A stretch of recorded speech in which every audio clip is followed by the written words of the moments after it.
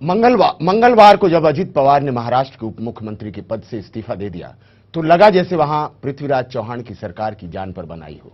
बुधवार को भी सियासी गलियारों में सरकार के लड़खड़ाने और गिरने के अटकलों पर ही कयासों और बयानबाजियों का दौर चलता रहा। लेकिन शाम होने होने तक ये बात सामने आने लगी कि महाराष्ट्र का संकट सियासी कम और पारिवारिक ज्यादा है। जी हां, महाराष्ट्र की राजनीति में बड़ी भूमिका निभाने वाले शरद पवार परिवार के भीतर दरअसल पावर की जंग चल रही है। ये लड़ाई सत्ता की है, उत्तराधिकार की है, विरासत की है और सबसे ज्यादा पार्टी पर वर्चस्व की है। इस सियासी जंग के दो पहलू हैं, एक शरद पवार के भतीजे अजीत पवार और दूसरी शरद पवार की बेटी सुप्रिया सुले। नमस्कार, मैं हूं उदय सिन्हा, आप देख रहे हैं न्यूज लाइन और न्यूज लाइन में आज हम सबसे पहले बात कर रहे हैं पवार बनाम पवार की इसी जंग की।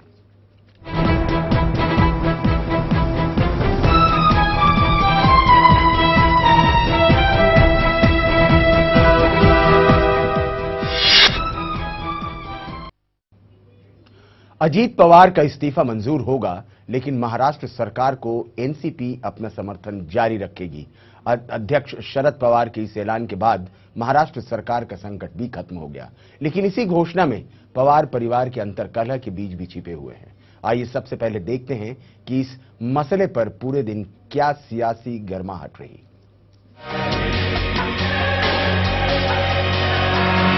महाराष्ट्र का सियासी पारा अचानक बढ़ गया है। सिंचाई घोटाले में नाम आने के बाद अजित पवार के इस्तीफे के बाद से ही महाराष्ट्र में कांग्रेस एनसीपी गठबंधन में दरारें साफ दिखाई देने लगी थी। नौबत यहां तक आ पहुंची कि सरकार ही संकट में दिखने लगी। पूरे दिन महाराष्ट्र की राजनीति की धुरी अजित पवार के आसपास ही घूमती नजर आई। आखिरकार शरद पवार ने अजित पवार का इस्तीफा मंजूर करके और महाराष्ट्र सरकार को अपना समर्थन जारी रखने की बात कहके सरकार गिरने की अटकलों पर लगाम कसने की कोशिश की। अजित ने साहसी कदम उठाया है।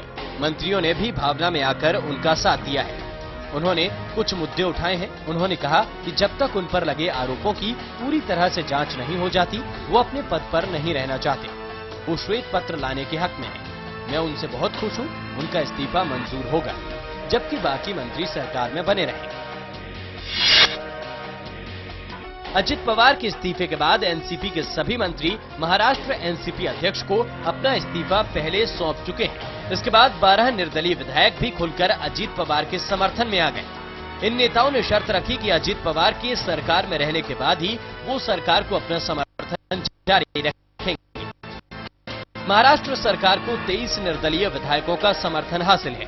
अजित पवार के इस्तीफे पर भी एनसीपी में बड़ी फूट दिखाई दी। विधायक दल की बैठक में प्रफुल्ल पटेल के समर्थन वाला एक धड़ा अजित पवार के इस्तीफे को स्वीकार करने के हक में था, जबकि कुछ लोग अजित को सरकार से हटने देने के पक्ष में नहीं थे। ऐसे में सभी ने एक मत से इसका आखिरी फैसला शरद पवार पर छोड़ दिया। महाराष्ट्र सरकार का एक सिरा दिल्ली की सरकार से भी जुड़ता है। शरद पवार केंद्र सरकार में बड़ी हैसियत रखते हैं। ऐसे में महाराष्ट्र की इस हलचल का असर केंद्र की सियासत पर कब, कैसे और कितना पड़ेगा, इस पर सभी की निगाहें टिकी होंगी। Bureau report, channel 1 news. तो क्या होगा महाराष्ट्र में, क्या होगा मुंबई में, सारी आंखें मुंबई की ओर हैं। हालांकि अब क्राइसिस लगभग खत्म सा हो गया है, लेकिन फिर भी इस क्राइसिस के क्या मायने हो सकते हैं, क्यों ऐसा हुआ? क्या ये पारिवारिक जंग है? क्या ये वर्चस्व की लड़ाई है? क्या ये राजनीतिक विरासत को अपने पास रखने की लड़ाई है? क्योंकि ये अप्रत्याशित नहीं है कि जब जैसे ही सुप्रिया सुले को वहां पर एक संस्थान का अध्यक्ष मनोनीत किया गया, जो कि बैठक यहीं पर दिल्ली में हुई, और यशवंतराव प्रतिष्ठान के अध्यक्ष पद के लेने के बाद से ही ऐसा लगा जैसे राजनीतिक विरासत जो शरद पवार की है वो सुप्रिया सुले तक जा रही है। संभवतः ये अजीत पवार को भी जंचा नहीं। अजीत पवार इस अपने मंत्रिमंडल में भी एक लड़ाई लड़ रहे थे, क्योंकि वहां के मुख्यमंत्री को ऐसा लग रहा था जैसे एक एक करके खबरें लीक कर रहे हैं जो कि एनसीपी के मंत्री हैं। 6 मंत्री पर कैग ने वहां रिपोर्ट दिया है और 6 मंत्री विभिन्न प्रकार के घोटालों में लिप्त पाए जाते हैं और लिप्त पाए गए हैं, ऐसा कैग ने बताया है। ये एक दबाव बनाने की भी राजनीति हो सकती है, महाराष्ट्र के मुख्यमंत्री पर दबाव बनाने की राजनीति ऐसी अगर है तो क्या है, इसी की हम पड़ताल करेंगे। हमारे साथ स्टूडियो में हमारे 2 मान अतिथि हैं। एक हैं हमारे विष्णु नागर जी जो वरिष्ठ पत्रकार हैं और एक जेडी शीलम जी है, छत्तीसगढ़ से सांसद हैं भारतीय जनता पार्टी के। हमारे वरिष्ठ सहयोगी विपिन धूलिया जी जुड़े हैं स्टूडियो से और दूसरे हैं हमारे गेस्ट जो कि पॉलिटिकल एडिटर हैं, अग्निमा हैं। हम इन सब के साथ डिस्कस करते हैं कि आज क्या होने वाला है, क्या करता है। लेकिन अगर इसी बीच में हमें मुंबई से लाइव मिल गया तो हम चलेंगे मुंबई। सबसे पहले हम चलेंगे मुंबई। हमारे संवाददाता सिद्धांत मिश्रा वहां लाइन पर हैं, पहले उनसे पूछते हैं, आगे फिर हम बढ़ते हैं डिस्कशन की ओर। सिद्धांत, आप तक हमारी आवाज आ रही है? जी हाँ, बिल्कुल। सिद्धांत, आज क्या क्राइसिस का पट्टा छेप हुआ या क्राइसिस अभी और आगे चलेगी? देखिए, आपको बता दें, एनसीपी और पवार खानदान एक ऐसा राजनीतिक परिवार है जिसकी कभी कोई भी आश्वासन पे किसी को भी विश्वास नहीं करना चाहिए, पहली चीज। दूसरी चीज, जिस प्रकार से आज औपचारिक बयान आए या जिस प्रकार से सब जितेंद्र आव्हाड नेता ने बात करके ये साफ किया कि कोई किसी प्रकार की पॉलिटिकल क्राइसिस नहीं है, वो भाव में आके जो एक भावनात्मक होता है उस प्रकार से कल मिनिस्टर से रिजाइन किया था। उसके पीछे कहीं भी कोई कारण नहीं था कांग्रेस सरकार को परेशान करने का या सरकार को हानि पहुंचाने का। तो इस प्रकार की तमाम बातें सामने आई, लेकिन कहीं ना कहीं जो आज बयान आया, जिस प्रकार से आज हुआ, तो अगले 2 दिन के लिए सरकार को ऑक्सीजन सिलेंडर जरूर मिल गया।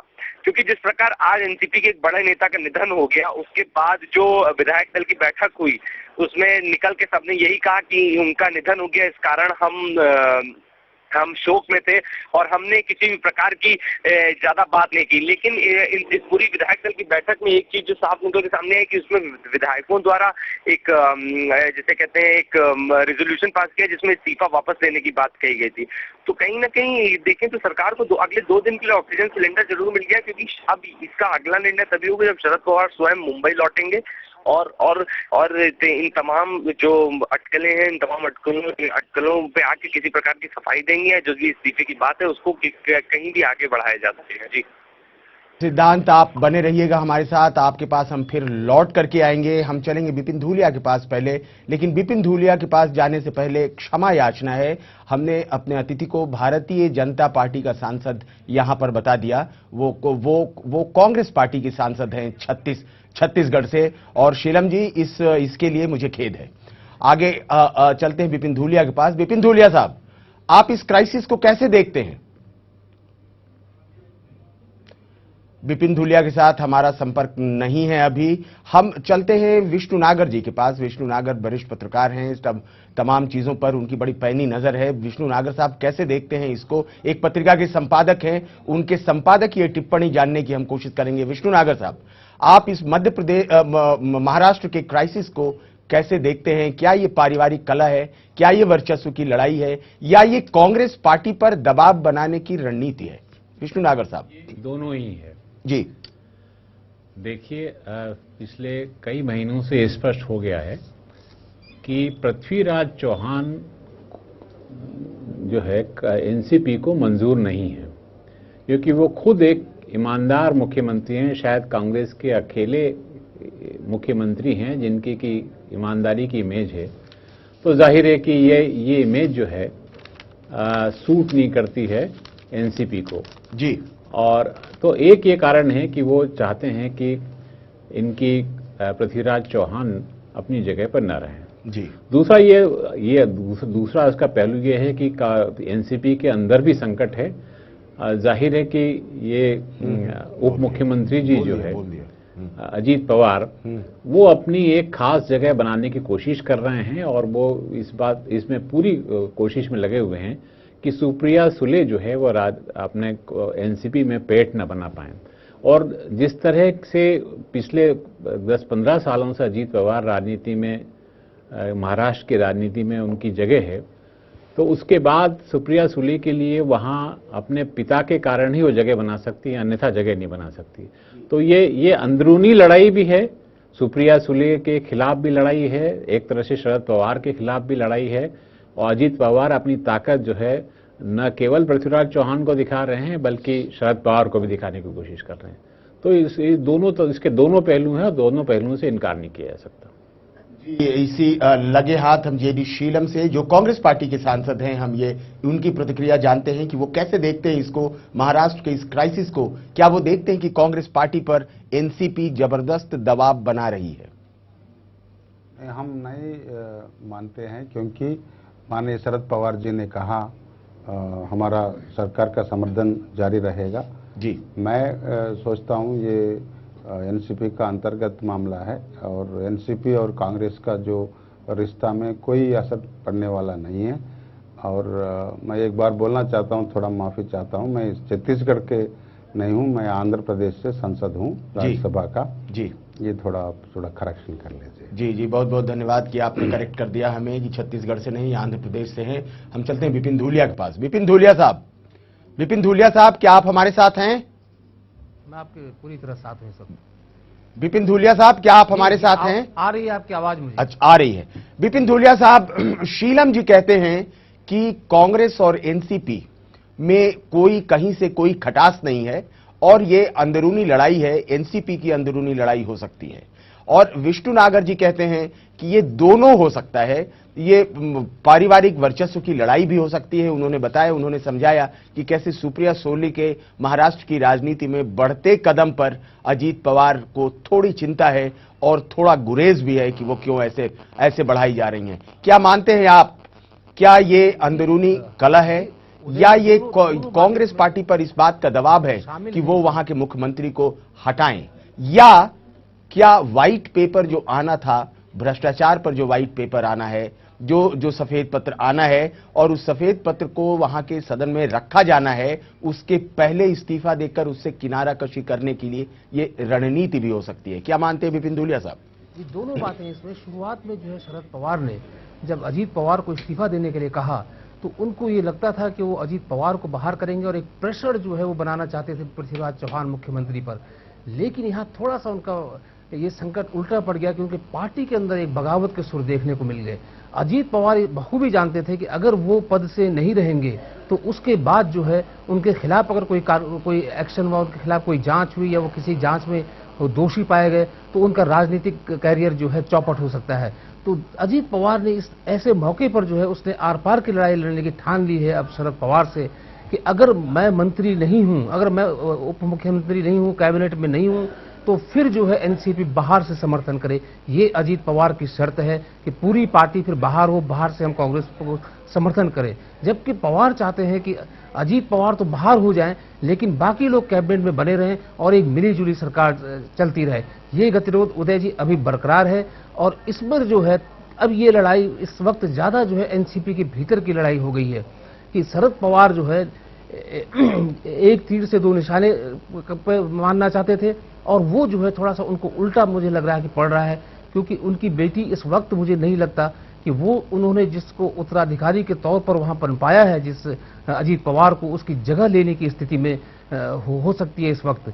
तो थोड़ा शरद पवार को वक्त चाहिए था। वो कोशिश कर रहे थे कि अपनी बेटी सुप्रिया को वो जो है केंद्र में जो है कोई पद दिलाएं और केंद्र में मंत्री पद दिलाने के बाद वो धीरे धीरे वो पार्टी के अंदर उनको मजबूत करते और उनको जो है पार्टी की कमान सौंपते। लेकिन इस वक्त जो है अजीत पवार ने इस 10 साल के दौरान, और जो आपके ये बताऊं कि कांग्रेस के हलकों में भी ये बात है कि अजीत पवार ने वहां गहरी पैठ बना ली है, उनका एक जनाधार है, विधायकों में उनका एक अच्छा समर्थन हासिल है।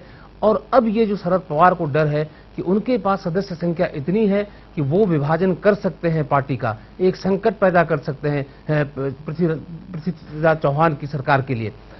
तो ये जो है ये सारी चीजें इस तरह की गणित है इसमें। और दूसरी बात, सबसे बड़ी बात इसमें जी, हम चलते हैं अग्निमा के पास। अग्निमा, ये क्राइसिस तब से ज्यादा हो गया जब यशवंत राव प्रतिष्ठान के अध्यक्ष पद पर सुप्रिया सुले का नॉमिनेशन हुआ। ये कुछ दिनों पहले इस पे बैठक हुई थी और उसमें तारीफ की बात है, वो प्रफुल्ल पटेल के घर पे वो बैठक हुई और प्रफुल्ल पटेल के घर पे बैठक के बाद जब सब किसी ने सुप्रिया सूले को इस पे मुबारकबाद दी तो अजीत पवार बिल्कुल चुप रहे। उन्होंने न तो मुबारकबाद की कोई बोली लगाई और न ही वो कुछ बोले, वो बिल्कुल शांत रहे। उसी समय ऐसा लगने लगा था कि उन्हें ये बात पची नहीं। 32 वर्षों से अजीत पवार महाराष्ट्र की राजनीति में सक्रिय हैं। 32 वर्ष कम नहीं होते किसी को पैठ बनाने के लिए। जैसा विपिन जी ने बताया, एनसीपी में काफी अच्छी पैठ है उनकी। न सिर्फ एनसीपी बल्कि एनसीपी से बाहर जितने स्वतंत्र हैं वहां पर विधायक, उन पर भी उनकी गहरी पैठ है। तो हो सकता है कि ये कांग्रेस पार्टी पर दबाव बनाने के लिए ये सारी रणनीति की शुरुआत हो, जिसमें एक लिटमस टेस्ट की तरीके से अजीत पवार ने सोचा कि लगे हाथों अपनी पॉपुलैरिटी भी चेक करते चलें।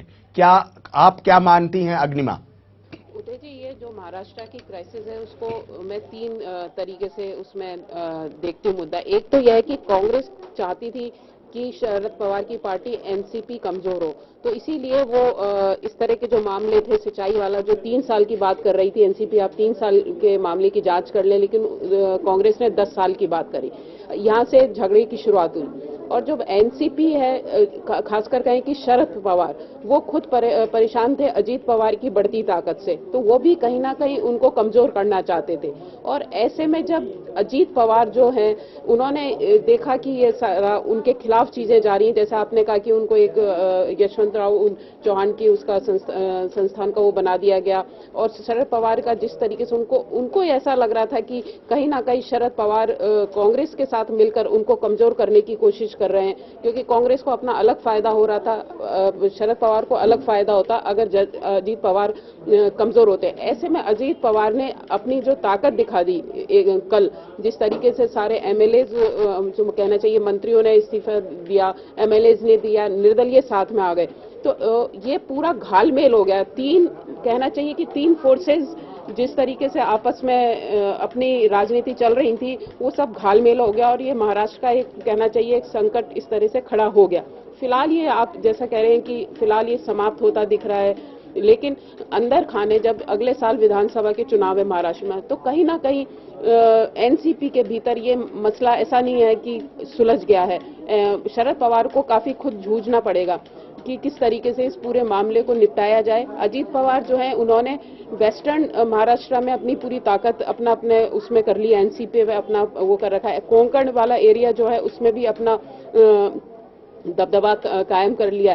तो जैसे शिवसेना में राज ठाकरे नाराज होकर बाहर चले गए, तो अजीत पवार ने भी उस स्टाइल में अपनी नाराजगी एक दिखा दी है कि वो भी मतलब जो एनसीपी में अलग हो जाएंगे, तो एनसीपी महाराष्ट्र में कहीं नहीं रह पाएगी, उस तरीके से खड़ी नहीं हो पाएगी।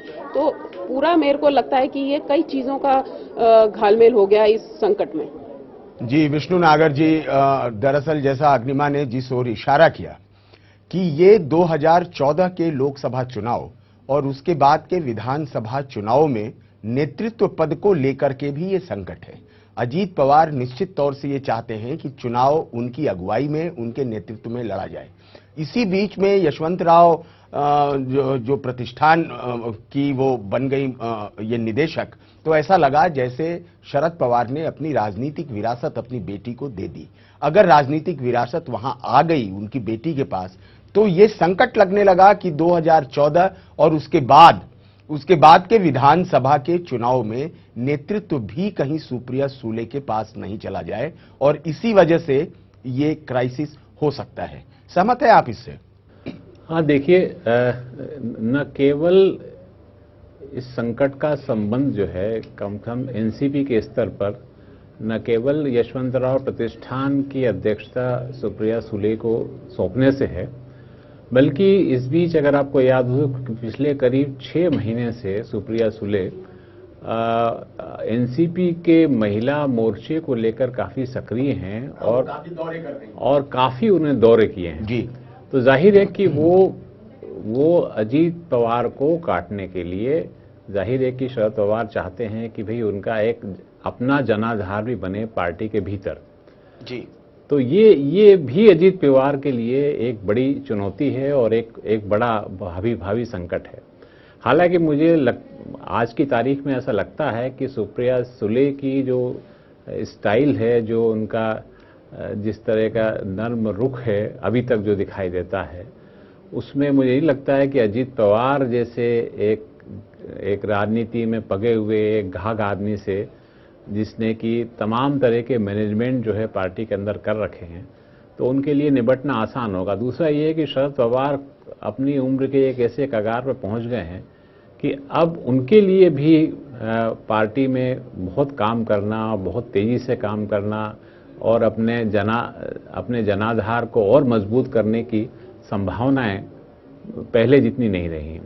तो ये संकट जो है शरद पवार के सामने भी है और मुझे लगता है कि इस लड़ाई में मुझे पता नहीं कि चुनाव के समय क्या होने वाला है, लेकिन कम से कम जो है ऊपरी मैनेजमेंट जो है वो अजीत पवार ने बहुत अच्छे ढंग से कर रखा है और निश्चित रूप से ये शरद पवार के लिए एक चुनौती बन गई है। जी, हालांकि सुप्रिया सुले ने इस बात को स्पष्ट कर दिया है। सुप्रिया सुले ने कहा कि उन्हें महाराष्ट्र की इंटरनल राजनीति में कोई बहुत रुचि नहीं है और वो वहां नहीं आना चाहती। मतलब वो कहीं ना कहीं से मान मनौवल का दौर शुरू हो गया। एक राजनीति में कोई आज की तारीख में क्या कह रहा है उसका कोई आप उसे एक पत्थर की लकीर नहीं मान सकते। जाहिर है कि आज की स्थिति में अजीत पवार की जो पकड़ है वहां पर पार्टी के अंदर जी, तो उसको सुप्रिया सुले जो है और इवन शरद पवार भी बहुत चुनौती देने की स्थिति में नहीं है। और अगर करते हैं ऐसा तो पार्टी में जैसा कि कहा गया है कि वो पार्टी में स्प्लिट हो सकता है, तो उसको टालने की हर तरफ कोशिश जो है शरद पवार करेंगे और मुझे लगता है कि वो इतने कुशल हैं कि फिलहाल तो वो संकट को टाल देंगे और जाहिर है कि आगे की क्या रणनीति हो इस बारे में वो सोचेंगे, क्योंकि उनका भी बहुत लंबा राजनीतिक अनुभव है। वो जानते हैं कि चीज़ों को कैसे मैनेज किया जाए, लेकिन कितना कर पाएंगे अजीत पवार ने जिस तरह आधार बना रखा है ये कहना आज की तारीख में मुश्किल है। नहीं, जब अजीत पवार की जीत तभी हो गई विष्णु नागर जी, जब अजीत पवार से खाली हुआ पद भरा नहीं जाएगा, इस बात का आश्वासन प्रफुल्ल पटेल ने दे दिया। प्रफुल्ल पटेल ने ये दिया। निश्चित तौर से प्रफुल्ल पटेल का ये व्यक्तिगत बयान नहीं होगा और इसमें निश्चित तौर से शरद पवार की भी सहमति होगी कि हमारा कोई उप मुख्यमंत्री नहीं होगा। साफ साफ कहा कि जब वो साफ निकल आएंगे तो उस पद को वही सुशोभित करेंगे। तो ऐसा लगने लगा कि तभी ऐसा लगा कि ये आपस में मान मनौवल का दौर शुरू हो गया। ये उनके लिए वो पद खाली रखा जाएगा। सुप्रिया सुले ने ये कहा कि उन्हें महाराष्ट्र नहीं जाना है। तीसरी तरफ इधर दिल्ली में एनसीपी के प्रवक्ता लोगों ने ये कहा, साफ कहा इस बात को कि जो वहां के मंत्रीगण हैं वो मंत्रीगण ये बात बताना चाह रहे हैं कि बगैर अजीत पवार के वो मंत्री नहीं रहेंगे। सवाल ऐसे में ये उठता है कि आखिर इस्तीफा हुआ क्यों? इस्तीफा अगर अजीत पवार ने दिया तो क्या बगैर शरद पवार को बताए दिया? इस्तीफा अगर दिया उन्होंने तो क्या व्हाइट पेपर को अवॉइड करने के लिए दिया, या उन्होंने एनसीपी के लोगों के बीच अपनी लोकप्रियता को स्थापित करने के लिए ये इस्तीफा दिया? बिपिन धूलिया जी, आपके पास, आपसे जानना चाह रहे हैं ये बात। जी, इसमें शरद पवार ने एक बात बहुत साफ कही उनसे कि एक तो उप मुख्यमंत्री नहीं होगा उनके बाद कोई, और दूसरी बात एक और थी कि विधायकों ने जो समर्थन किया उनका और उन्होंने इस्तीफे की पेशकश, जो मंत्रियों ने इस्तीफे की पेशकश की, शरद पवार का कहना है कि वो बहुत ही लोकप्रिय नेता हैं और उन्होंने बहुत साहसिक कदम उठाया जो कल उन्होंने इस्तीफा अपना भेजा। और ये जो है स्वाभाविक था कि वो एक जननेता है और तमाम विधायकों, चुने हुए प्रतिनिधियों ने उनका समर्थन किया। तो इस तरह से शरद पवार एक जो है थोड़ा सा सॉफ्ट होकर, थोड़ा सा नरम होकर उनको डील करने की कोशिश कर रहे हैं। और लेकिन वो जानते हैं कि वो कहते हैं कि श्वेत पत्र आने दीजिए, श्वेत पत्र में सब कुछ पाक साफ हो जाएगा, उसके बाद फिर वो डिप्टी सीएम बन जाएंगे। ये शरद पवार की तरफ से पहल हो चुकी है। शरद पवार लगातार इस दिशा में काम कर रहे हैं, लेकिन शरद पवार बिल्कुल ये चाहते हैं कि वो उप मुख्यमंत्री पद से वो बाहर हो जाएं और उसके बाद जो है जो कैबिनेट में मंत्री हैं उनके एनसीपी के, वो बने रहें। इस लाइन पर शरद पवार काम कर रहे हैं और वो अच्छी तरह जानते हैं अजीत पवार कि अगर जो है ये हो गया तो उसके बाद कोई अगर उनके खिलाफ कोई कमेटी, उनके खिलाफ कोई जांच में कुछ पाया गया तो उनका राजनीतिक कैरियर चौपट हो सकता है। अजीत पवार यहां पे जो है किसी भी हद तक मुझे लगता है कि वो कन्फ्रंट करने की कोशिश करेंगे, और शरद पवार बार बार उनको ये वादा कर रहे हैं कि महाराष्ट्र की जो कमान है वो आप ही संभालेंगे, आप ही नेता है महाराष्ट्र के एनसीपी के। तो इस तरह मेरे ख्याल से ये 1-2 दिन इसमें जरूर और लगेगा। अजीत पवार भी तोलेंगे और 1-2 दिन बाद उन्हें भी एहसास होगा कि जो समर्थक उनके साथ आज जुटे थे क्या कल वो है भी नहीं उनके साथ, या कहीं ऐसा तो नहीं है कि धीरे धीरे उनसे टूटने लगे लोग। और एक वक्त पे कई बार होता है कि जब एक कन्फ्रंट लेवल, जब वो टकराव की स्थिति बहुत ज्यादा आगे बढ़ जाती है तो तमाम जो समर्थक विधायक हैं या जो मंत्री आज की डेट पर उनके साथ खड़े दिखाई दे रहे हैं, हो सकता है कि वो पीछे हट जाएं। अजीत पवार ये भी तोल रहे हैं कि वो कितने आगे तक जो है उनके समर्थक उनके साथ चलते हैं। जी उदय जी। जी, हम शीलम जी से भी, सांसद हैं, कांग्रेस के सांसद हैं आंध्र प्रदेश से, हम शीलम जी से पूछते हैं एक साफ साफ सवाल। शीलम जी, अगर ज्यादा कांग्रेस पर दबाव पड़े तो क्या महाराष्ट्र के मुख्यमंत्री पृथ्वीराज चौहान को चेंज किया जा सकता है? फिलहाल ऐसा स्थिति नहीं उद्भव होगा मान्यवर, ये ऊहाजनित है जी। मैं मानता हूं ऐसा स्थिति उद्भव नहीं हो सकता है, क्योंकि जो भी 2 दिन से हम जो डेवलपमेंट्स देख रहे हैं उससे कोई चीफ मिनिस्टर का कोई असर नहीं पड़ेगा। लेकिन दुर्भाग्य है जल्दी, क्योंकि महाराष्ट्र हमारा देश का फाइनेंशियल कैपिटल है मुंबई, और महाराष्ट्र एक विशिष्ट स्थान है। इधर पॉलिटिकल अनिश्चितता और इसी तरफ का पॉलिटिकल डिस्टर्बेंसेस देश का हित में नहीं है। हमारा उम्मीद है वो जल्दी से जल्दी ठीक हो सके और हमारा कांग्रेस सरकार और गठबंधन सरकार ठीक ढंग से चल सके। जी, हम देखते हैं, मुंबई चलते हैं, देखते हैं सिद्धांत हमारे साथ जुड़े हैं कि नहीं। सिद्धांत, क्या आप हमारे साथ जुड़े हैं? सिद्धांत हमारे साथ नहीं जुड़े हैं तो हम अग्निमा से पूछते हैं सीधे सीधे। अग्निमा, आपको क्या लगता है, क्या पृथ्वीराज चौहान को बदला जा सकता है? क्योंकि पृथ्वीराज चौहान को बदलने का दबाव एनसीपी ने पिछले कुछ दिनों से बना रखा है कांग्रेस पर, और कांग्रेस भी ऐसा चाहती है कि वहां बहुत ज्यादा प्रॉब्लम नहीं हो, और अब जबकि 2014 के चुनाव भी बहुत ही नजदीक हैं, क्या आपको लगता है पृथ्वीराज चौहान बदले जा सकते हैं? उदय जी, पृथ्वीराज चौहान को लेकर ऐसा लग रहा है कि कांग्रेस दुविधा में है। कांग्रेस का कुछ पिछले हफ्ते की हम बात करें तो एक मन था कांग्रेस नेतृत्व का कि बदला जाए। नारायण राणे को यहाँ दिल्ली बुलाया भी गया था, सोनिया गांधी से उनकी लंबी बैठक भी हुई थी, और उनका कहें कि महाराष्ट्र में ये सब खबरें भी इस तरह की आई थी कि नेतृत्व परिवर्तन की बात वहां पे चल रही है। और भी कुछ नाम आए थे, गुरदास कामत और 1-2 नाम और भी चल रहे थे जो कि विलासराव देशमुख के करीबी जो रह चुके हैं 1-2 मंत्री, उनके नाम भी सामने आए थे। तो ऐसा नहीं है कि कांग्रेस ने इसको विचार नहीं किया। कांग्रेस ने जरूर इस पर विचार किया है कि पृथ्वीराज चौहान को बदला जाए, और उनको अभी जब केंद्र में मंत्रिमंडल फेरबदल हो तो उनको यहाँ पे एक बड़ी जिम्मेदारी दे दी जाए। लेकिन उसके कुछ ही दिन, 1-2 दिन पहले से ये खबरें आई कि कांग्रेस ने ये मन बनाया है कि नहीं बदला जाएगा वहां पे मुख्यमंत्री। तो ऐसा लग रहा है कि कांग्रेस जो है वहां पे बदलाव को लेकर अभी दुविधा में खुद वो तय नहीं कर पाई है, क्योंकि जो नारायण राणे हैं वो भी कांग्रेस में सिरदर्द पैदा कर सकते हैं आने वाले समय में। वो भी काफी वजनदार नेता है, उनका भी अपना काफी प्रभाव है। तो नारायण राणे की भी एक इच्छा अब इस मामले में हो रही है कि उनको आगे रख के कांग्रेस बढ़े। तो अब आपने देखा होगा कि अभी चर्चा आई कि नारायण राणे को केंद्र में लाने की बात चल रही है। तो कांग्रेस के लिए भी मुझे ऐसा लगता है कि नारायण राणे को कहीं ना कहीं उनको सेटल करना पड़ेगा किसी तरीके से, नहीं तो आने वाले समय में नारायण राणे सिरदर्द बन सकते हैं। तो जहां तक एनसीपी की मांग है कि पृथ्वीराज चौहान को बदले, वो मांग बरकरार है। हालांकि आज औपचारिक रूप से कहा है कि ये कांग्रेस को तय करना है कि मुख्यमंत्री बदले या ना बदले। जी, और अब हमारी स्क्रीन पर चल रहा है कि महाराष्ट्र के विधानसभा की ताजा तरीन स्थिति क्या है। कांग्रेस पार्टी के 82 लोग हैं, वहां 82 सदस्य हैं, और एनसीपी के 62 सदस्य हैं, बीजेपी के 46 हैं, शिवसेना 44 हैं, एमएनएस 13 हैं और अन्य 41 हैं। और इसी अन्य में से एक धड़ा सीधे सीधे अजीत पवार के साथ जुड़ा है। हम पूछते हैं एक सीधा सवाल विष्णु नागर जी से। विष्णु नागर जी, क्या अब यह तय हो गया कि अजीत पवार शरद पवार की छाया प्रति नहीं रहे? निश्चित रूप से उनकी छाया प्रति तो नहीं रहे, जी। और वो अपनी पहली बार खुलेआम सार्वजनिक रूप से अपने आप को शरद पवार के मुकाबले असर्ट करने की कोशिश कर रहे हैं जी। और तो ये निश्चित रूप से वो उनकी छाया प्रति नहीं रहे हैं।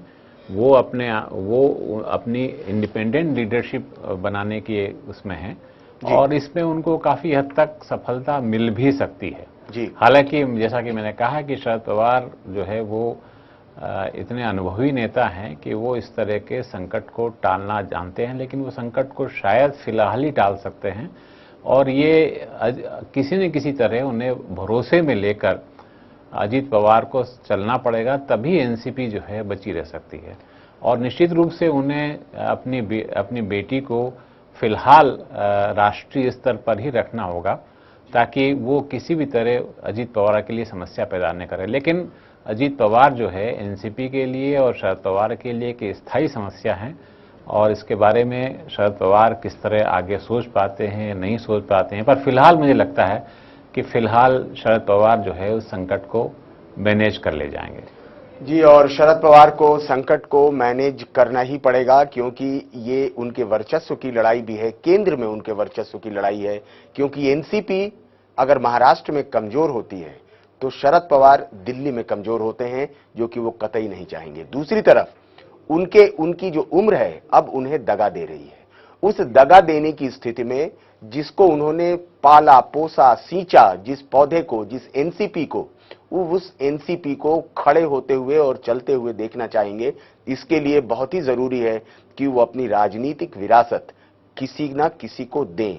क्या सुप्रिया सूले उस राजनीतिक विरासत को हैंडल करने में सफल हैं? ऐसा लगता है कि फिलहाल नहीं है और अजीत पवार निश्चित तौर से उनसे बाजी मार ले जाएंगे। हमारे साथ एक कमर्शियल ब्रेक लेने की मजबूरी होती है, हम लेते हैं एक छोटा सा ब्रेक, जल्द लौटते हैं, कहीं मत जाइएगा।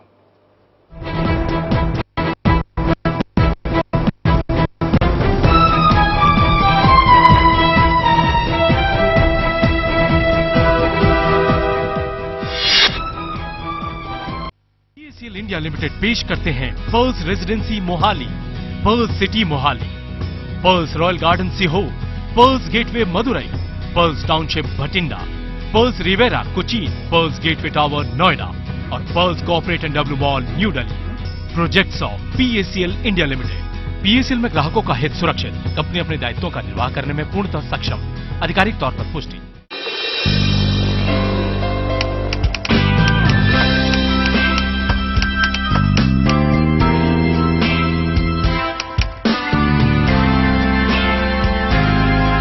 Find us at www.channel1.co.in.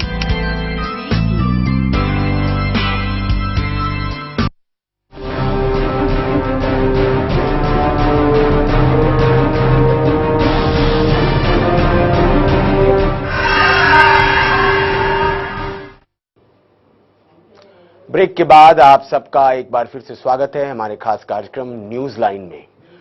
News line में आज की दूसरी खबर है जिसकी ओर हम बढ़ रहे हैं। ममता बनर्जी सरकार पर अपनी ममता खत्म कर चुकी है और अब एक और एम भी मनमोहन सरकार पर से अपनी करुणा खत्म करती दिखाई दे रही है। जी हां, हम बात कर रहे हैं एम करुणानिधि की। अगर खबरों को आधार माना जाए तो करुणानिधि ने अगले कुछ दिनों में होने वाले केंद्रीय कैबिनेट विस्तार में अपने सांसदों को शामिल न होने देने की बात कही है। कहीं इस इशारे में मनमोहन सरकार की मुश्किलें तो नहीं छिपी?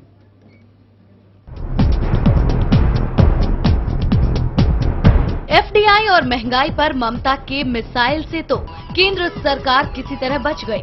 बावजूद इसके उसकी मुसीबत फिलहाल कम होती हुई दिखाई नहीं दे रही। सरकार के सहयोगियों ने उसे हलकान कर रखा है। ममता और मुलायम के बाद अब बारी करुणानिधि की है। तृणमूल कांग्रेस के सरकार से समर्थन वापस लेने के बाद डीएमके सरकार की सबसे बड़ी सहयोगी पार्टी है। लेकिन अब खबर है कि केंद्रीय मंत्रिमंडल में विस्तार की अटकलों के बीच करुणानिधि ने सरकार में अपने मंत्रियों को शामिल करने के प्रस्ताव को ठुकरा दिया है। अपने 18 सांसदों के साथ करुणानिधि यूपीए में कांग्रेस की सबसे बड़ी सहयोगी पार्टी है। 2G स्पेक्ट्रम आवंटन घोटाले के मुद्दे पर ए राजा ने इस्तीफा दे दिया है। जबकि इसी मामले में दयानिधि मारन भी कैबिनेट छोड़ चुके हैं।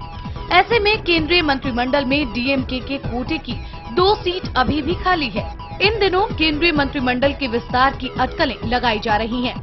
ऐसे में माना जा रहा है कि सरकार की तरफ से करुणानिधि को 2 कैबिनेट मंत्रालय की पेशकश की गई, लेकिन करुणानिधि ने इसमें कोई दिलचस्पी नहीं दिखाई। इसे यूपीए सरकार की तरफ से करुणानिधि की उदासीनता माना जा रहा है। बताया ये भी जा रहा है कि 2G स्पेक्ट्रम घोटाले का ठीकरा डीएमके के सर पर फोड़ने से करुणा बेहद नाराज हैं और वो आने वाले दिनों में सरकार में अपनी पार्टी की कोई बड़ी भूमिका नहीं देखते। करुणानिधि की नाराजगी यूपीए सरकार के लिए नया सरदर्द साबित हो सकती है। ऐसे वक्त में जब ममता बनर्जी ने सरकार का साथ छोड़ दिया है, सरकार अपने किसी सहयोगी को खोने का जोखिम नहीं उठा सकती। ऐसे में आने वाले दिनों में ये देखना बेहद दिलचस्प होगा कि करुणानिधि मनमोहन सिंह पर अपनी करुणा कब तक बनाए रखते हैं। Bureau report, channel 1 news. तो ये बड़ा सवाल है, करुणा की करुणा मनमोहन सिंह पर बनी रहेगी या नहीं, ये आगे आने वाले समय में पता चलेगा। एक एम यानी ममता चली गई, मुलायम यानी दूसरे एम खाएं कब नहीं है इसका कोई भरोसा नहीं है। तीसरे एम करुणानिधि रहेंगे या नहीं रहेंगे इस बात की अभी तक कोई तस्दीक करने वाला नहीं है। वो जब ये कह रहे हैं कि उनके लोग मंत्रिमंडल में शामिल नहीं होंगे तो ये कुछ विशेष बात कह सकती हैं। हम इस पे चर्चा करने के लिए सबसे पहले चलते हैं बिपिन धूलिया के पास। बिपिन धूलिया ने पिछले कुछ दिनों से बहुत करीब नजर बनाया हुआ है कांग्रेस पर, और देखते हैं बिपिन धूलिया जी की क्या रीडिंग है उस पे, क्या उनकी किसी से बात हुई है। बिपिन धूलिया जी। देखिए, डीएमके का जो स्टैंड है वो उसमें साफ सी बात है कि डीएमके सरकार में गिराने की पोजीशन में बिल्कुल इस वक्त नहीं है। डीएमके नहीं चाहेगा कि इस वक्त जो है तमिलनाडु में किसी इलेक्शन में उनको जाना पड़े। इस समय उनकी जो है कोई बहुत अच्छी स्थिति नहीं है कि वो सीट निकाल पाएंगे। उनके लिए बड़ा संकट ये है डीएमके के लिए इस वक्त कि जो वहाँ मेन अपोजिशन है असेंबली में वो एक क्षेत्रीय पार्टी है। डीएमके वहाँ मेन अपोजिशन भी नहीं है और कहीं ऐसा ना हो कि डीएमके इस बार जो है फाइट से बाहर भी हो सकती है, ये भी संभावना कहीं एक्सपर्ट वहाँ के लगा रहे हैं। तो डीएमके के लिए जरूरी है कि कांग्रेस से अलायंस करके वहाँ चुनाव मैदान में कूदे। जयललिता भी कांग्रेस के साथ अलायंस करने के लिए तैयार है। इसलिए डीएमके को फूक फूक कर कदम रखना पड़ेगा, क्योंकि तमिलनाडु के जो चुनाव का इतिहास रहा है कि कांग्रेस हमेशा एक इस पोजीशन में रही है वहाँ कि वो जिससे अलायंस करती है उसको कुछ एडवांटेज मिलता है, डीएमके हो या एआईडीएमके हो। तो डीएमके चाहेगी कि वो अगले चुनाव में कांग्रेस के साथ ही उतरे, और ये तभी मुमकिन है कि वो केंद्र में मनमोहन सिंह की सरकार को चलने दे। लेकिन हाँ, अपनी नाराजगी जाहिर करने के लिए जिस तरह से 2G स्पेक्ट्रम में उसके तमाम जो है उनके मंत्रियों को इस्तीफा देना पड़ा, तो उसमें जो है थोड़ा सा डीएमके की एक नाराजगी है कि यूपीए सरकार ने जो है उनके नेताओं को बचाया नहीं, उनको जो है संकट के समय उसने उनसे पल्ला झाड़ लिया और अपनी जो है साफ सुथरी छवि पेश करने की कोशिश की। तो ये थोड़ा डीएमके की नाराजगी जरूर है कांग्रेस से, और वो बार बार अपनी इस नाराजगी को जाहिर कर रहे हैं और अंदर खाने डीएमके की कुछ डिमांड हो सकती हैं जो कि कांग्रेस सरकार, यूपीए सरकार नहीं मान रही हो, मनमोहन सरकार नहीं मान रही हो। तो डीएमके के सिर्फ एक प्रेशर टैक्टिक्स है, लेकिन वो समर्थन वापस लेगी डीएमके, मुझे बिल्कुल नहीं लगता है। जी उदय जी, अग्निमा, आप क्या सोचती हैं, क्या डीएमके समर्थन वापसी के कगार पर है? उदय जी, अभी नहीं लगता है कि जो दल है डीएमके या फिर कहें कि शरद पवार और अन्य दल, कहीं ऐसा नहीं लगता है कि तुरंत अभी कोई समर्थन वापसी का उनका कोई इरादा है। हाँ, इतना जरूर है कि कांग्रेस से थोड़ी दूरी दिखाना चाहते हैं, सरकार में रहते हुए भी एक दूरी दिखाना चाहते हैं, वही कोशिश है। आपने देखा होगा कि आज ममता से कुछ दिन पहले मुलायम अपना कोलकाता में उन्होंने बैठक करी और ममता से काफी बातें करी जब ममता अलग हो चुकी हैं यूपीए से। अब आज जो है शरद पवार भी कोलकाता में है और वो ममता से उनकी गुफ्तगू हो रही है। तो ये जरूर है कि जो यूपीए के अन्य घटक दल हैं वो अभी देख रहे हैं कि कांग्रेस कमजोर है तो प्रेशर बनाने की कोशिश है, क्योंकि और डीएमके का मसला जो है 2G से भी नाराज है। और एक मसला और है, श्रीलंका में जो तमिल्स की स्थिति है उसको लेके भी अभी आपने देखा कि राष्ट्रपति आए थे श्रीलंका के, तो काफी विरोध इसका था। तो एक सेंटिमेंट वहां पे तमिलनाडु में बहुत ज्यादा है इस मसले को लेकर। तो हो सकता है कि कहीं वो एक मैसेज उनका अपने जो कहना चाहिए कि प्रादेशिक स्तर पर पूरा मैसेज देने की कोशिश है और कांग्रेस से अलग दिखाने की, वो बहुत बड़ा मुद्दा है वहाँ पे तमिलनाडु में।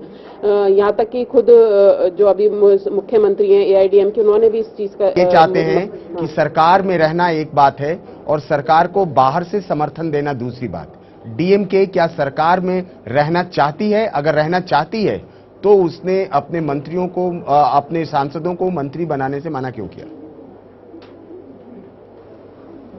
उदय जी मेरे से पूछ रहे हैं? जी हाँ उदय जी, जहाँ तक उनके मंत्री जो बनाने की बात है, ये दो चीजें हो सकती हैं इसमें। एक तो यह है कि नाराजगी दिखा रहे हैं, या फिर कहीं ना कहीं वो ये चाह रहे होंगे कि उनको कोई ऐसा मंत्रालय मिले जो जिसमें वजन हो सकता है उसकी बार्गेनिंग हो। और दूसरा एक ही हो सकता है कि इसको दिखा के इनकी एक कोशिश रहे है कि कांग्रेस से एक दूरी दिखाने की कोशिश, ऐसा इसमें लग रही है। बाहर से समर्थन कर सकती है, लेकिन अभी ऐसा मुझे लग रहा है कि वो समय अभी आया नहीं है। अभी कुछ और कड़े फैसले सरकार करेगी, उसके बाद बजट आएगा, तो अभी जो बाकी के घटक दल हैं वो कहीं से भी समर्थन कहना चाहिए कि वापस लेने की जल्दी में मुझे नहीं दिख रहे हैं। ये केवल प्रेशर टैक्टिक्स लग रही है। बाहर से समर्थन की बात अगर आती है तो कोई 2G मसला नहीं होगा DMK के लिए। अगर मेरा अपना आंकलन है, बड़ा मुद्दा अगर होगा तो वो अपने जो श्रीलंका में तमिल की स्थिति है उस पर केंद्र सरकार को के मसले को आगे रख के वो कभी अगर लेती है तो वो मसला उसके लिए ज्यादा फायदा पहुंचाएगा राज्य स्तर पर। तो अभी तुरंत ऐसी कोई दिख नहीं रही है, तो ये दबाव की कहना चाहिए कि एक तरीका है, क्योंकि जब सामने वाला कमजोर हो तो उस पर दबाव बनाने की स्थिति ज्यादा सुविधा होती है। तो जो बाकी के घटक दल है, ममता के जाने के बाद उनको लग रहा है कि कांग्रेस को कहीं ना कहीं दबाव में डाला जा सकता है। जी, शीलम जी के पास चलते हैं। शीलम जी, आपका पड़ोसी प्रदेश है तमिलनाडु, और आप बेहतर तरीके से बता सकते हैं कि ये मसला है क्या। क्यों नहीं DMK के सांसदों को मंत्री बनाने की छूट या क्लियरेंस करुणानिधि की तरफ से है, और क्या वाकई श्रीलंकाई तमिलों का मसला बहुत बड़ा है? शीलम जी। उदय जी,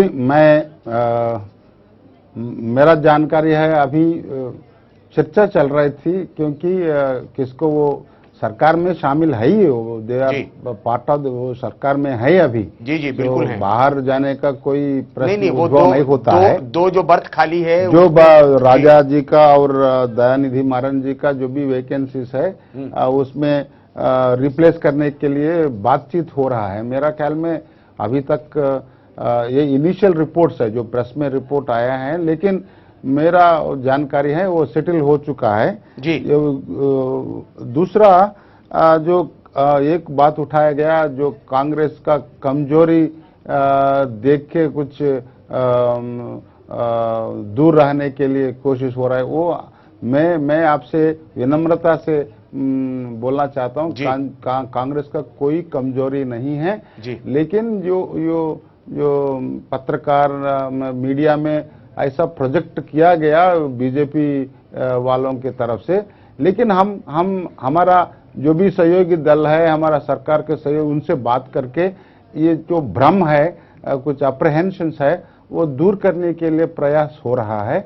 हमारा पूरा उम्मीद है जो भी हमारा भागस्वामी घटक दल है या हमारा सहयोगी दल है हमारे साथ रहेगा, और हम 2014 तक इस सरकार को ठीक ढंग से हम चलाएंगे। नंबर 1। नंबर 2, आपने एक श्रीलंकन इश्यू का मुद्दा उठाया।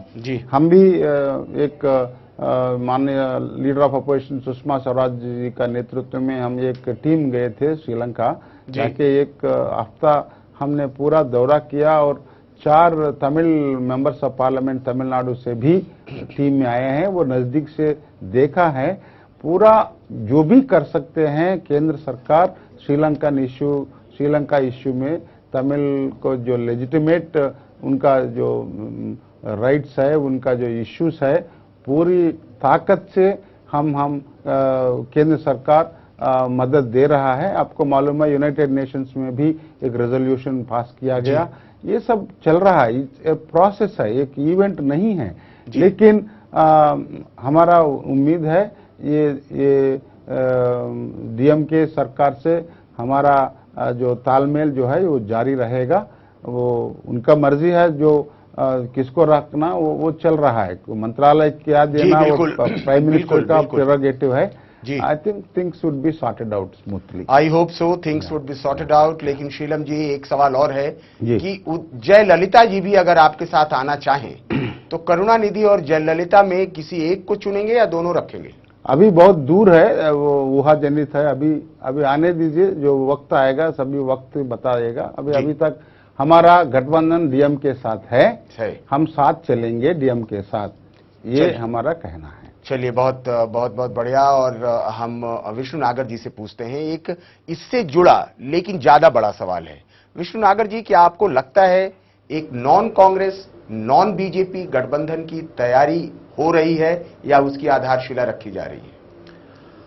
हाँ, अभी सचमुच ये कहना मुश्किल है जी कि ऐसा ही होगा।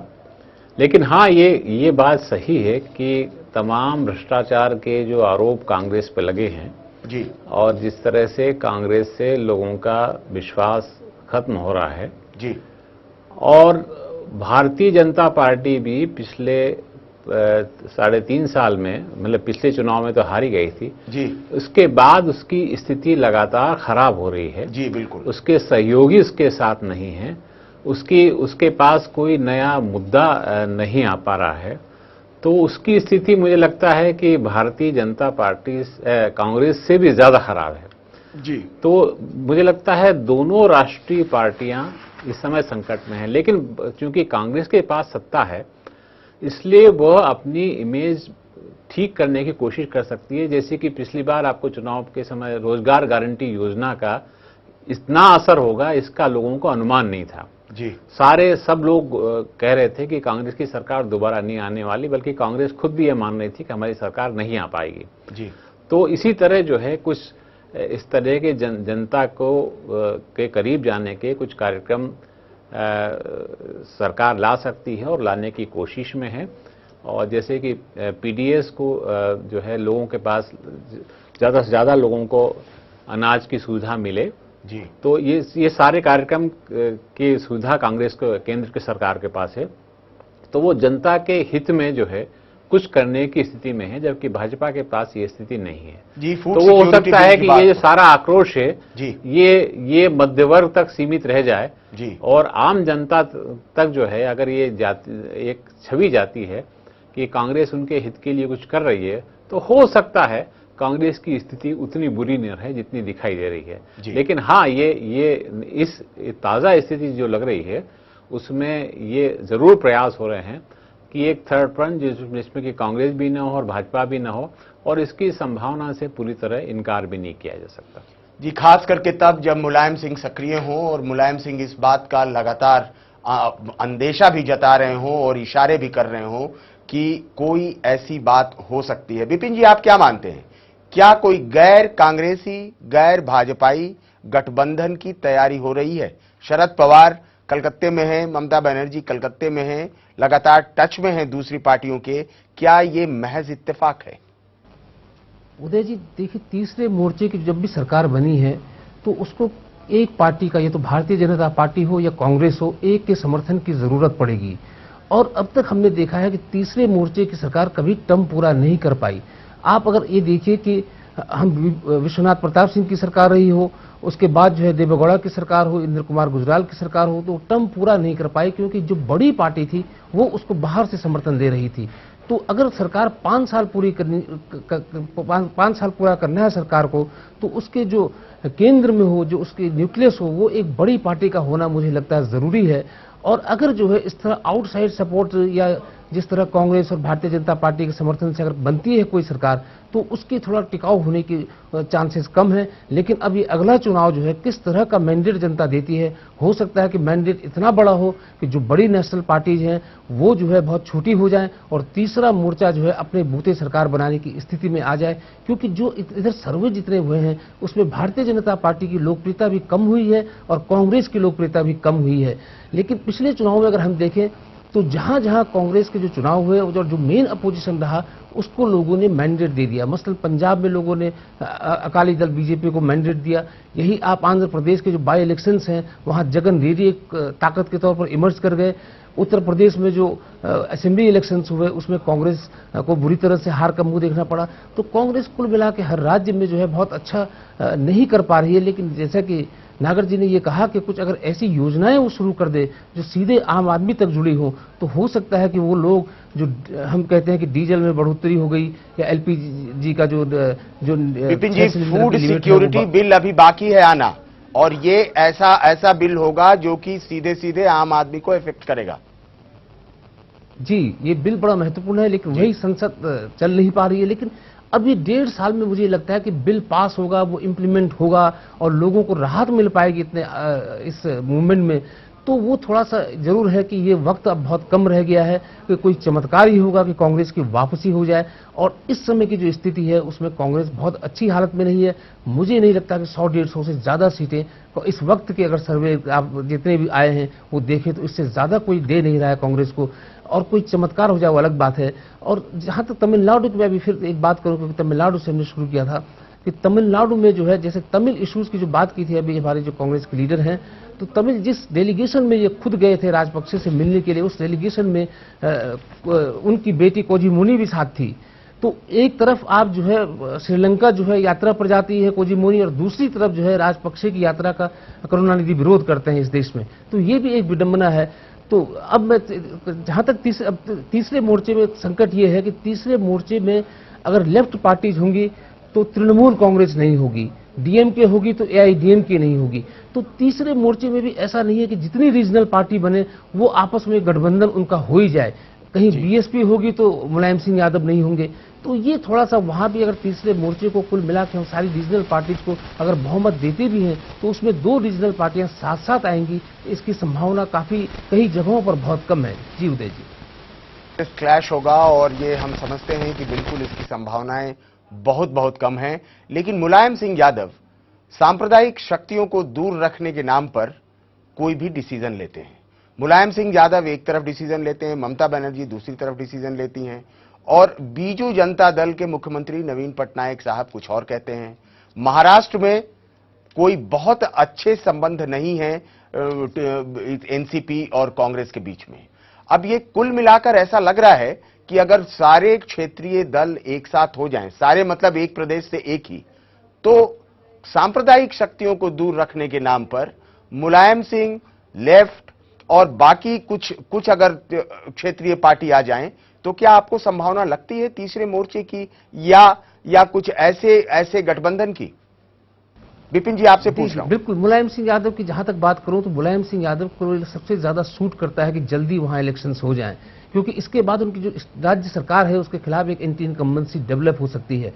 लेकिन मुलायम सिंह यादव ये नहीं चाहते कि कांग्रेस की सरकार उनके समर्थन विड्रॉ करने से गिरे, क्योंकि अगर वो उनके समर्थन विड्रॉ करने से कांग्रेस की सरकार गिरेगी तो कल अगर मुलायम सिंह यादव तीसरे मोर्चे के प्रधानमंत्री बनने की कोशिश करेंगे तो उन्हें कांग्रेस के समर्थन की जरूरत पड़ेगी और उनके लिए मुश्किल होगा फिर कांग्रेस का समर्थन लेना। यही वजह है कि वो बड़ी दुविधा में है। वो कांग्रेस का विरोध भी कर रहे हैं, यूपीए का विरोध भी कर रहे हैं और समर्थन वापस भी नहीं ले पा रहे हैं। तो ये मुलायम सिंह का संकट है। और तीसरे मोर्चे का मुझे फिर लगता है कि कम से कम 2014 के इलेक्शन के बाद तीसरा मोर्चा इस स्थिति में नहीं होगा कि बिना कांग्रेस या बिना भारतीय जनता पार्टी के समर्थन के कोई सरकार वो बना पाए। जी चलिए शीलम जी के पास चलते हैं। शीलम जी, आप एक राजनीतिज्ञ हैं, आप क्या सोचते हैं, क्या ऐसी संभावना है? मैं सिन्हा जी, मैं ये कहना चाहता हूं, मैं बिल्कुल सहमत हूं विपुल जी से और भाई साहब ने जो विश्लेषण दिया विष्णु नागर जी ने जी। बिना एक चाल मैं देख रहा हूं कोई भी रीजनल पार्टी, क्षेत्रीय पार्टी 40 से ज्यादा सीट्स नहीं ले पाएगा, क्योंकि कितना भी आप बोले मुलायम सिंह जी का इलेक्शन के बाद कुछ आप देख रहे हैं पहले 2 महीने में कुछ उनका गिरावट है, उधर लोकल ओपिनियन थोड़ा नेगेटिव है। इसलिए मुलायम जी रहे तो मायावती जी नहीं रहेंगे, लेफ्ट रहे तो ममता जी नहीं रहेंगे। विचारधारा में अंतर है, इसलिए मेरा 98 का बात उधर स्थिति अलग है। उस तरफ उस समय कांग्रेस का भी थोड़ा ज्यादा कम था, इसलिए एक तीसरा मोर्चा हो पाया, लेकिन वो भी अनिश्चित था और ज्यादा समय नहीं चल पाया। मैं गारंटी से कह सकता हूं यूपीए का जो प्रोग्राम है, हमारा जो मेजर थ्रस्ट फ्लैगशिप है, स्वास्थ्य, शिक्षा और रोजगार, इस क्षेत्र में ज्यादा प्रचार नहीं हुआ। प्रचार प्रसार हम ज्यादा करें तो कितना हम उसमें जो क्या है, ये इकोनॉमिक स्थिति इंप्रूव करके वो ग्रोथ जो बोलते हैं, जीडीपी, वो स्थूल आदाय बढ़ा के उससे हम ज्यादा पैसा खर्च कर सके विकास में, ये हमारा विचारधारा है। इसलिए जो विकास और कल्याण, ये दोनों आंखें जो हम काम कर रहे हैं, आने वाला में आपने जो सही कहा, फूड सिक्योरिटी एक्ट भी आएगा, राइट टू एजुकेशन हो, इंफॉर्मेशन राइट हो, ज्यादा फायदा के बारे में लोगों को ज्यादा जानकारी देने में और बाकी काम करने में हम सफल होंगे, कामयाब होंगे आने वाले 1 साल में, क्योंकि कांग्रेस का स्थिति इतना ये वीक नहीं है। अभी आने वाले महीने में हम गुजरात में हमारा स्थिति इंप्रूव हो रहा है, महाराष्ट्र में कितना भी आप बोले, महाराष्ट्र में हमको ज्यादा सीट और आंध्र में आप विपुल जी ने उल्लेख किया आंध्रा के बारे में। आंध्रा जो आप प्रोजेक्ट कर रहे इतना कमजोरी नहीं है, हम आंध्र के हैं। और तमिलनाडु में भी जो भी गठबंधन हो, आप डीएम के साथ है, हमारा स्थिति ज्यादा बढ़ेगा। केरला में भी हम will be able to retain the advantage. Odisha में हमको फायदा ज्यादा आने वाला है। यूपी में आपको मैं गारंटी के कह सकता हूं, यूपी आज से ज्यादा सीट यूपी में आने के लिए है। बिहार में हम ज्यादा नहीं है, थोड़ा इंप्रूवमेंट भी हो सकता है। कुल मिला के कांग्रेस के नेतृत्व में यूपीए 3 बनेगा और कोई तीसरा मंच नहीं बनने का कोई मौका नहीं रहेगा। ये जी शीलम जी, आपकी ये सदिच्छा है और ईश्वर करे आपकी ये सदिच्छा पूरी भी हो जाए। लेकिन हम जरा अग्निमा से पूछ लेते हैं एक बार, समय की तंगी है हमारे पास, अब हमें कार्यक्रम वाइंड अप भी करना है। अग्निमा, जो हमारे पैनलिस्ट हैं वो कह रहे हैं कि अगर कांग्रेस पार्टी पर छींटे पड़े हैं तो बीजेपी भी कोई दूध की धूली नहीं है। ऐसे में बीजेपी कैसे एडवांटेज उठाएगी 2014 की? उदय जी बिल्कुल सही है कि बीजेपी देश में माहौल है कांग्रेस के खिलाफ। अगर हम आज की तारीख अभी की बात करते हैं, 2 महीने बाद क्या होता है, 3 महीने बाद होता है, ये कहना कठिन है। आज की तारीख में जरूर कांग्रेस के खिलाफ माहौल है, लेकिन बीजेपी भी अपने को कोई बहुत मजबूत स्थिति में नहीं पाती है, क्योंकि उसकी अंदरूनी राजनीति इतनी ज्यादा हावी हो जाती है। आपने देखा होगा एंड मूवमेंट में कि उसके जो सारे समीकरण होते हैं वो बिखर जाते हैं। और अब बात करें कि उनके एनडीए के घटक दलों की, वो भी अब जैसे शिवसेना और अकाली दल रह सकती है। नीतीश कुमार जिस तरीके से बयान आते हैं, वो एक दूरियां दिख रही हैं साथ में, तो एक महत्वपूर्ण दल उनसे छिटकता दिख रहा है। तो ऐसे में कोई कहें कि एनडीए भी कोई बहुत मजबूत स्थिति में, ऐसा नहीं है। और यूपीए की अगर मैं बात कहूं कि कांग्रेस काफी कहें कि अब जो आने वाले समय बड़ी सोची समझी रणनीति के साथ आगे बढ़ रही है। एक तरफ वो कड़े फैसले कर रही है। आपने देखा है कि भ्रष्टाचार का मसला अभी आपका कोलगेट पे कोई नहीं देख रहा, ना कोई पूछ रहा है। अब आर्थिक फैसलों पे बात डाइवर्ट हो गया अग्निमा, और इशू कोलगेट को डाइवर्ट बहुत ही चालाकी के साथ और बहुत ही सूझबूझ के साथ कांग्रेस ने इसे डाइवर्ट किया, एफडीआई और दूसरे मसलों में उलझाकर। आप सबका बहुत बहुत धन्यवाद, आप यहां आए और आपने हमारे डिस्कशन में पार्टिसिपेट किया। तो फिलहाल न्यूज लाइन में इतना ही, लेकिन जाने से पहले हम छोड़े जा रहे हैं एक कविता के साथ जो आज के सियासी हालात पर तल्ख टिप्पणी करती है। इसे लिखा है विज्ञान व्रत ने। तो फिलहाल मुझे दीजिए इजाजत, लेकिन देश दुनिया की तमाम दूसरी खबरों के लिए आप बने रहिए चैनल 1 के साथ। आप सबका फिर से धन्यवाद। जुगनू ही दीवाने निकले, अंधियारा झुठलाने निकले, ऊंचे लोग सयाने निकले, महलों में तहखाने निकले। वो तो सबकी ही जद में था, किसके ठीक निशाने निकले। आहों का अंदाज नया था, लेकिन जख्म पुराने निकले। जिनको पकड़ा हाथ समझकर, वो केवल दस्ताने निकले।